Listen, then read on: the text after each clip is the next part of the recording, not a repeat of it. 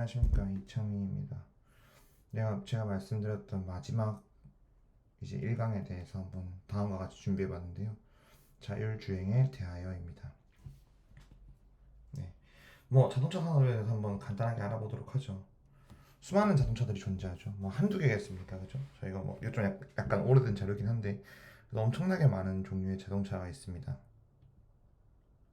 이런 거 자동차죠, 그죠? 바퀴 달린 자동차. 이런 거는요, 자동차라고 할 수 있나요? 어떻게 생각하세요? 이런 건 또 어떻습니까? 자동차라고 할 수 있습니까? 자동차라는 거는 엔진의 힘으로 바퀴를 굴려 땅 위의 도로나 공간을 움직이도록 만든 탈 것, 일반적으로 바퀴가 4개인 것을 가르치거나 넓은 뜻으로는 2개 이상인 모두 두 개 이상인 것을 모두 가르침이라고 되어 있죠. 그럼 바퀴가 없으면 자동차가 아니겠죠, 그죠? 뭐 예를 들자면은 뭐 배라든지 좀 뭐야 열기구라든지 아니면은 뭐 헬리콥터라든지는 자동차가 아닐 수 있어요. 근데 왜 비행기 같은 경우에는 랜딩 기어 있잖아요. 랜딩 기어 그 바퀴 밑에서 이렇게 툭 튀어나오는 바퀴 있잖아. 넓은 의미로는 쟤도 자동차일 수 있겠네요. 그죠? 뭐 생각해보면 한 6천 년 전부터 무거운 짐을 옮기기 위해서 바퀴가 발명됐고요. 이걸 통해서 그죠? 우리는 자동 차의 시대가 시작됐다고 볼 수 있을 것 같아요. 그죠? 레오나르도 다빈치 아저씨께서도 이제 풍력 자동차 같은 걸 만드신 적이 있고요. NJ 키뉴의 뭐 최초의 이제 증기기관 자동차처럼 이렇게 좀 괴기하게 생겼지만 자동차의 형태를 띄웠던 적이 있습니다. 앞에서 물을 끓여가지고 이제 옮기는 형태였고요. 벤츠와 다임러의 이제 3륜 자동차에서부터 시작된 뭐 이런 멋쟁이 자동차도 있고요, 그죠? 뭐 이제는 볼 수 없게 됐지만 애플카도 있네요, 그죠? 그래서 재밌는 게 있는데 나라별로 이제 우측, 좌측, 우측 통행, 좌측 통행이 다릅니다. 무슨 말이냐면 여러분 한 번쯤 일본이나 영국 이런 쪽에 호주 이런 쪽에 가보신 분들은 차가 지금 우리는 오른쪽으로 다니잖아요. 오른쪽 차선에서 전진하는데 그 왼 아니지 운전석의 위치가 운전석의 위치가 왼쪽에 위치하는데 우리는 근데 영국이나 이제 일본 같은 경우에는 운전수 위치가 오른쪽에 있는 경우가 있습니다. 이거 왜 그럴까요? 원래 이제 마차에서부터 출발했던 물건이다 보니까 마차의 마부가 이제 오른손잡이가 있잖아요. 오른손잡이 채찍을 쳐야 되는데 이제 이 마부가 오른쪽에 있지 않고 왼쪽에 있게 되면은 자기 옆에 앉는 손님이랑 거슬리잖아요. 거슬리니까 이제 마부는 오른쪽에 앉아서 이제 컨트롤을 하다 보니까 이게 관습적으로 이어지면서 이제 운전석도 오른쪽으로 된 곳들이 있습니다. 그래서 그대로 둔 곳들이 이제 아까 말한 영국, 일본 이런 것들이 있고 우측 통행 우측으로 바꾼 곳이 이제 왼쪽으로 바꾸고 우측 통행으로 바꾼 것이 이제 우리나라나 이제 다른 나라들, 미국 이런 경우들을 볼 수 있겠네요, 그죠? 재밌어요, 그죠? 그런 거 보면은. 그랬을 때 제가 꼭 여쭤보고 싶은 건 이거예요. 우리가 이제 피지컬 AI를 연습하기 위해서 무인주행을 다룰 건데 그랬을 때 여러분들한테 자동차는 대체 무엇인가요? 그리고 미래의 자동차는 어떻게 될까요? 한번 생각해 보면 좋을 것 같아요. 네. 자, 이제 우리가 이제 무인주행을 이제 만들어 본다고 쳤을 때 무인주행에서 제일 중요한 걸 이제 두 가지 다룰 겁니다. 오픈 루프 시스템과 클로즈드 루프 시스템인데요.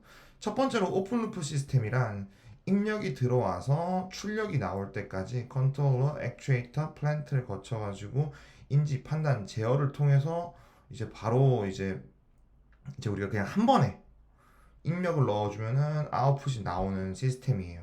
그냥 입력을 넣어주면 결정적으로 아웃풋이 나오는 겁니다. 이건 오픈 루프 시스템이에요. 그냥 쭉 앞으로 가는 거죠. 그런데 이 시스템에서 제일 중요한 건 뭐냐면 뭐 외란이 있다든지 뭐 오차가 있다든지 하면은 입력에 대해서 주어진 아웃풋을 조정할 수 없으니까 어떤 이제 제어가 불안정하게 되겠죠. 그래서 보통 우리는 아래와 같은 클로즈드 루프를 씁니다. 무슨 말이냐? 이제 외란이나 이런 것들이 들어올 때 끝단에서 센서를 달아서 다시 앞쪽에 인풋에다가 영향을 주는 겁니다. 이렇게 해보니까 입력을 넣고 이렇게 해보니까 외란이 들어와가지고 우리가 이제 외란이라고 하면 이제 모터가 뭐 내 마음대로 움직이지 않는다거나 뭐 바람이 분다거나 뭐 센스 여러 가지 문제들이 있겠죠. 이런 문제들이 들어올 때 이걸 감지해서 수정하는 쪽으로. 그래서 센서, 컨트롤러, 액추에이터, 플랜트 이 순서로 쭉 돌아가는 목표 대상이 원하는 형태로 거동될 수 있도록 만드는 클로즈드 시스템을 이제 우리는 사용한다라고 보면 될 것 같아요. 그래서 한번 그냥 상상을 해보면 이런 거예요. 두 발 달린 로봇이 그냥 우리가 모터를 제어해서 그냥 무조건 다리 벌려 다시 왼쪽 다리 앞으로 오른쪽 다리 앞으로 이렇게 그냥 액추에이터만 움직이게 하면은 당연히 평평하고 우리가 설계한 데서는 어떻게 하면 걷는 모양처럼 보일 수도 있겠죠. 근데 뭐 바닥에 뭐 조그만한 물건이 있다거나 아니면 경사가 좀 있다거나 하면 바로 넘어져 버릴 거예요. 그랬을 때 이제 뭐 경사 각도나 뭐 이제 외란 같은 거를 측정을 해서 센서를 통해서 다음 입력을 이제 수정해 줄 수 있도록 만들어 준다면 이제 컨트롤러 액추에이터가 이제 험지 같은 것도 걸을 수 있는 우리가 그때 영상에서 봤던 그 저기 현대 그 저기 보스턴 다이나믹스의 로봇처럼 이제 화려한 움직임을 보일 수도 있겠죠, 그죠? 음. 그래요. 실제로 이런 거 생각해 보시면 좋습니다. 우리가 이제 손끝에서 물체 세우기 같은 거 할 때, 그죠? 우리가 눈으로 보고 센싱을 하죠. 센싱을 하고 컨트롤러 뇌에서 판단을 해서 손 액추에이터를 통해 가지고 실제로 세우는 짓을 합니다, 그죠? 그래서 저걸 인버티드 펜듈럼 문제라고도 하는데 우리가 저런 이제 컨트롤러, 액추에이터, 센서를 통해 가지고 디스턴번스를 잡는 시스템을 우리는 클로즈드 루프 시스템이라고 한다 정도로 알고 넘어가도록 합시다. 네, 그래서 전기 자동차 같은 경우에 뭐 배터리, 인버터, 모터, 감속기, 바퀴 뭐 이런 식으로 되어 있다 말씀드릴 수 있을 것 같고, 그죠? 전기 자동차 같은 경우에도 센서가 존재하죠. 센서가 뭐 한두 개겠습니까? 특히나 이제 무인주행하면서 이제 뒤에 나오겠지만 라이다, 카메라 등등 엄청나게 많은 것들을 가지고 있어요. 내부 센서도 엄청나게 많고요. 그래서 한번 센서에 대해서 우리 한번 자세히 다뤄보도록 하죠. 여러분들은 세상을 어떻게 느끼나요? 보고, 맛보고, 냄새 맡고, 귀로 듣고, 만지고 하죠. 오감이라고 표현하는데 테슬라의 오토파일럿은 어떨까요? 그죠? 실제로 전기자동차가 보는 세상을 찍어보면 이런 식이에요. 바닥이 있고 차선이 있고 저기 이제 우리 인지해야 될 물체들이 존재하는 걸 알 수가 있죠. 그래서 센서를 이런 식으로 배치해 놨습니다. 보면은 이제 와이드 포워드 카메라, 메인 포워드 카메라, 네로우 포워드 카메라, 레이더, 포워드 루킹 사이드 카메라, 울트라소닉, 리어 뷰 카메라, 리어 워드 루킹 사이드 카메라 등등 엄청나게 많은 수의 카메라를 뒀죠. 그리고 이제는 이제 거의 완벽한 무인주행을 선보이고 있습니다. 그죠? 여기서 뭐 울트라소닉이라고 하는 걸 살펴보면 울트라소닉은 초음파입니다. 박쥐가 이제 그 먹이를 찾는 원리와 같죠. 우리가 들을 수 있는 소리보다 높은 주파수대의 소리를 쏴서 반사파 아래 보면 시스템이 있죠. 소리를 쏘고 반사파가 돌아오면은 그 시간차를 이용해서 이제 캐치를 한다. 밤에도 사용 가능하고 대략적인 거리를 측정할 수 있으며 근접 거리 센서로 썼습니다. 근접 센서로. 다만 기술이 쉽지가 않아요. 울트라소닉은. 그리고 레이더입니다. 레이더. 실제로 전파를 쏴서 전파가 돌아오는데 걸리는 시간을 통해서 물체와의 거리를 계산을 하고요. 실제로 장점은 라이더보다 싸고 뭐 악천후에 강하다. 그런데 이제 이게 뭐 직선 거리만 된다 뭐 이런 얘기가 있는데 사실 이것도 뭐 제 개인적인 경험으로 봤을 때는 레이더와 라이다는 분명히 차이가 있습니다. 라이다 같은 경우에는 빛을 쏘고 받는 건데요.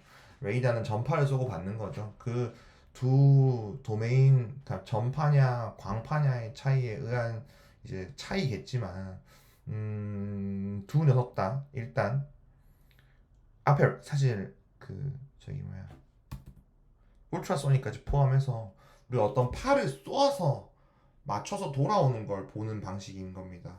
그래서 센서가 그걸 잘 받아서 이제 표시한다면 나름대로 괜찮은 괜찮은 결과물을 얻을 수 있죠. 그리고 실제로도 이걸 통해서 많은 무인 주행들이 시도되어 왔고요. 그래서 뭐 라이다가 좋냐, 레이다가 좋냐 이랬는데 음, 일단은 라이다 같은 경우에 뭐 제가 다 얘기 드릴 수는 없겠지만 라이다도 레이다도 비전도 각각마다 좀 문제가 있습니다. 각각의 문제가 있어서 뭐 대표적으로 비전 같은 경우에는 뭐 갑자기 동굴 밖을 그 터널 밖을 나오면서 갑자기 밝아진다던가 하면은 우리가 안 보이는 것 같은 문제가 있겠죠.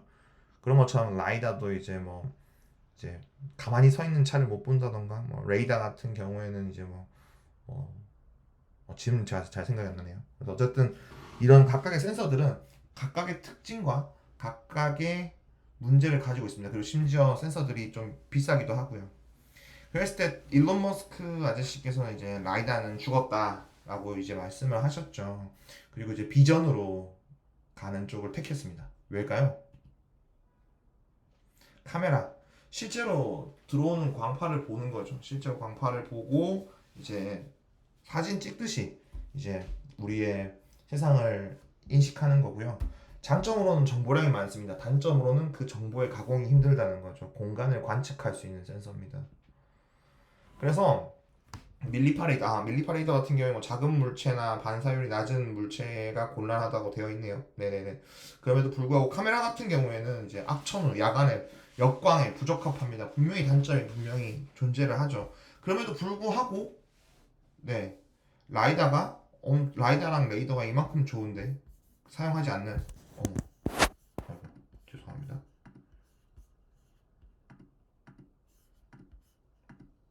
네 라이다와 레이더 대신에 카메라에 지금은 이제 집중하고 있죠. 테슬라 같은 경우에는 그죠. 그 이유가 무엇인지 한번 생각해 봐도 좋을 것 같아요. 그래서 사실 저는 그 정답이 어쩌면 우리 자신에게 있다라고 생각합니다. 우리도 눈으로 보고 운전하잖아요. 여러분들 중에는 운전을 못 하시는 분들도 많이 계실 거고 대부분 운전을 못 하시죠, 지금? 네. 사실 사람도 보고 듣고 오감을 이용해서 운전을 하는데 우리 몸에는 라이다나 레이더 같은 게 없잖아요. 그죠? 우리 몸에 라이다 레이더가 있으면은 그죠? 이해를 할 텐데 우리는 라이다 레이더 없이도 운전을 잘 한단 말이죠. 그죠? 그러면은 생각해 보면 차도 인공지능이 충분히 발전하면은 카메라만 가지고 할 수 있지 않을까요? 그렇습니다. 그래서 여러분이 생각하시는 자율주행의 조건은 뭘까요? 여전히 많은 회사들이 라이다와 레이더를 이용해서 이제 그런 무인 주행에 도전을 하고 있는 상태고요. 그랬을 때 뭐라 그러냐? 우리가 이 무인 주행에 대해서 접근을 할 때는 당연히 뭐 비전만이 옳다, 뭐 라이다 레이더가 좋다, 뭐가 나쁘다, 뭐 이런 이제 누가 옳고 그름에 대해서 얘기하기보다 어떻게 하면 자율주행을 좀 더 효과적으로 구성할 수 있을지에 대해서 우리 나름대로의 생각을 가져보는 게 중요한 것 같아요. 그래서 우리의 생각과 산업의 선택이 다르다면은 그 선택에 대해서 조사해보고 그거를 통해서 발전해 나가보는 거겠죠, 그죠? 넘어가겠습니다. 그래서 실제로 이 자율주행이라고 하는 거는요, SLAM, 즉 Simultaneous Localization and Mapping, 내 위치를 잡는 로컬라이제이션과 맵을 그리는 매핑을 동시에 하는 기술 SLAM을 이용해 가지고 진행되는 경우가 많은데요. 말 그대로 매핑이란 관찰을 토대로 지도를 그리는 행위를 의미하고 로컬라이제이션이란 지도 위에 자신의 위치를 찾는 것을 의미를 합니다. 그래서 맵을 그릴 때는 자신을 기준으로 관찰된 바를 그리는 거고요. 로컬라이제이션은 그 맵 위에서 자신의 위치를 정렬하는 것이 목표라고 할 수 있겠습니다. 그래서 이걸 동시에 한다는 얘기죠. 그러면 이제 넘어가 보면 모터에 대해서 잠깐 한번 살펴보겠습니다. 여기서 모터란 이제 저희가 이게 뭐 구글에 검색해 보면 다양한 것들이 나오는데요. 보시면 패러데이의 실험에서부터 시작되었고, 네, 플레밍의 왼손 법칙에 의해서 자기장 속에서 흐르는 전류는 힘을 받는다. 그리고 네, 우리가 자석 속에서 그죠? 이 녀석들을 움직이게 만들 수 있게 된 거죠. 그래서 여기 보시면 실제 자석이 들어가 있어요. 자석이 들어가 있고 안쪽에 코일이 있어가지고 이 코일이 전자상 역할을 하는 거죠. 그리고 이제 브러쉬라고 하는 녀석이 이것들의 이제 전류의 위치를 매번 바꿔주는 형식으로 되어 있습니다. 그래서 우리가 원래라면은 이제 그 아까 말한 자기장 속에서 전류가 흐르면은 힘을 받겠죠. 그래서 전류의 방향을 이제 이렇게 반시계 방향으로 돌게 만들면 오른쪽에 있는 부분이 아래쪽으로 힘 받고 왼쪽에 있는 부분은 위로 힘 받으면서 반시계 방향으로 회전이 발생할 겁니다. 그런데 전류의 방향을 그대로 유지하고 있으면 이제 반대쪽에서는 반대 방향으로 힘을 받겠죠. 그럼 이렇게 진동만 하지 않겠습니까? 그러다 멈추겠죠. 그래서 아래쪽에 보면은 전류의 방향이 계속 바뀔 수 있도록 브러쉬라는 것을 설치해 준 것을 볼 수 있습니다. 말 그대로 회전에 의해서 관성으로 고지점을 통과하면 전류의 방향이 자동으로 바뀌도록. 그래서 자석 안에서 전류를 흘려주는 회전이 계속해서 진행되는 것을 관측할 수 있는 방식입니다. 이런 식이죠. 그죠? 그렇습니다. 그래서 DC 모터라고 하는 녀석이고요. 그죠? 뭐 AC 모터라는 것도 있다 알아두시면 좋을 것 같고